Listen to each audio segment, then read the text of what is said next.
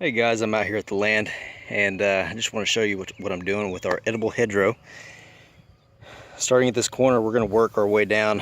We started in the middle here, but eventually it's going to go all the way down to at least where the trees are going to start, which is about 50 yards that way.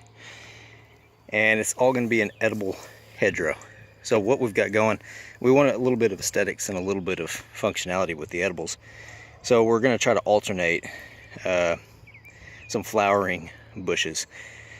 But just as a start, we've got a fig tree. This has been in the family for over 50 years. I got a cutting from my grandma. I'm not exactly sure what strand it is, but it produces a lot of good figs. So I planted that. A black lace elderberry, a windy hill butterfly bush for attract pollinators. Right here is going to go the black tower elderberry.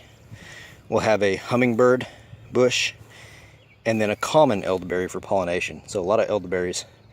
We spent a ton of money during flu season on elderberry syrup, so we decided let's go ahead and grow our own. So anyways, that's a start. I hope to have a bunch of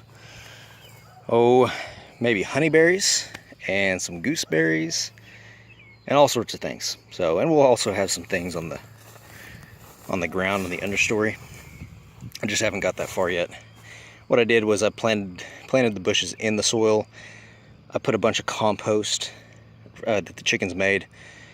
It's on the bottom layer, and then I added a bunch of the wood chips from the wood pile that I've shown you guys. That's inoculated with the wine cap strophoria mushroom, so it'll make mushroom compost, and little mushrooms will pop up here.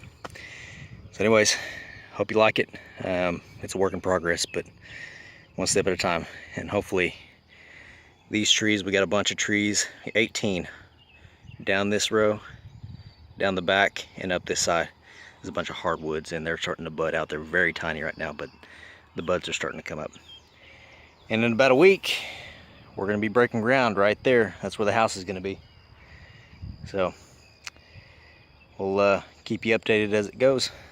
See ya.